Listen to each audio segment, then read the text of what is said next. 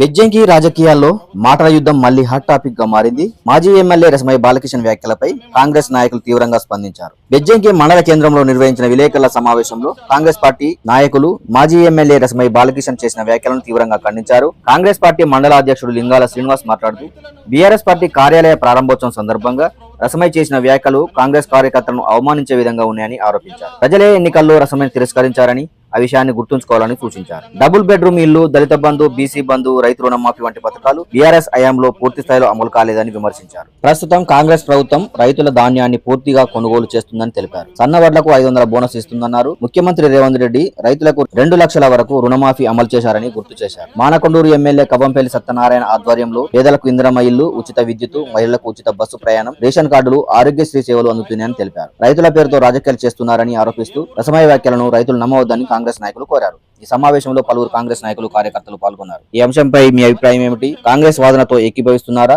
లేక బీఆర్ఎస్ వాదన సరైందని భావిస్తున్నారా? మీ అభిప్రాయాన్ని కామెంట్లో తెలియజేయండి. వీడియో నచ్చితే లైక్ చేయండి, షేర్ చేయండి. తెలంగాణ రాజకీయాలపై తాజా అప్డేట్స్ కోసం మా ఛానల్ సబ్స్క్రైబ్ చేయండి. ఇవాళ కేంద్ర ప్రభుత్వం కొంచెం వాళ్ళు ఆలస్యం చేయడం వల్ల మేము కొనడం లేట్ అయింది తప్ప రాష్ట్ర ప్రభుత్వం మక్కలు కానీ పొద్దురుడు కానీ కొనడానికి సిద్ధంగా ఉందని మా ముఖ్యమంత్రి గౌరవనీయులు రేవంత్ రెడ్డి గారు తెలియడం జరిగింది. అయినప్పటికీ మళ్ళీ పొద్దుతిరుగుడు కూడా కొనడం స్టార్ట్ చేసినాం, మక్కలు కొంటున్నాం. ఇలా మీరు ప్రతిదీ రాజకీయం చేస్తూ ఇలా కాంగ్రెస్ ప్రభుత్వాన్ని విమర్శిస్తూ ఉన్నారు. ఇలా మేము సూటిగా అడుగుతున్నాం, మీ టీఆర్ఎస్ హయాంలో వరేస్తే ఉరి అని మీ నాయకుడు అనలేదా? కేసీఆర్ వరి వేస్తే మేము కొనమని చెప్పలేదా?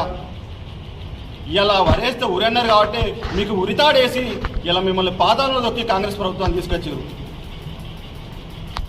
ఇలా మీరు రైతులకు ఉచిత ఎరువులు ఇస్తా అన్నారు, మోసం చేయలేరా రైతులను? మీరు ₹1,00,000 రుణమాఫీ చేస్తామని 5 ఏళ్ళు కూడా ఏ ఒక్క రైతుకు రుణమాఫీ చేసిరని మేము అడుగుతా ఉన్నాం.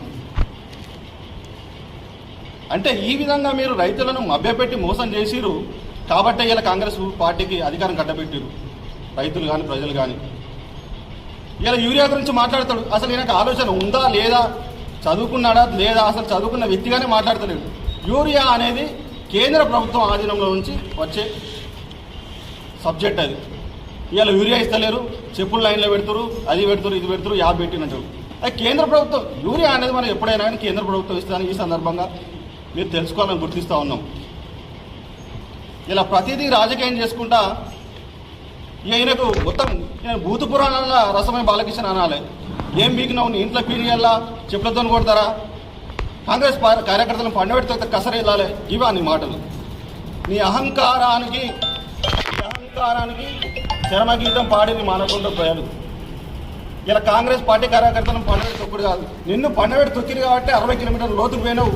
ఇవాళ నువ్వు మళ్ళీ ప్రజలు నన్ను మర్చిపోయారు, నేను చెల్లని రూపాయిని కాబట్టి నేను ప్రజల దగ్గరికి పోవాలి అని కళ్ళబొల్లి మాటలు చెప్పుకోవడానికి వస్తున్నావు.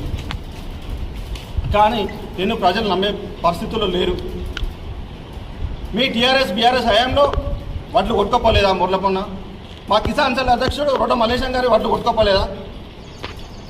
ఇదే రైతు బాలయ్య చనిపోయిగా ఊరేసుకొని చిరాపురపల్లిలో ఆ రైతు వడ్లు కొట్టుకోపోతే మా కార్యకర్తలకు వాట్సాప్ పెడితే మేము వచ్చి ధర్నాలు చేయలేదా? మేము అపోజిషన్లో ఉన్నప్పుడు. అంటే ప్రకృతి వైపరీత్యం వల్ల జరిగితే కూడా ప్రభుత్వం పైన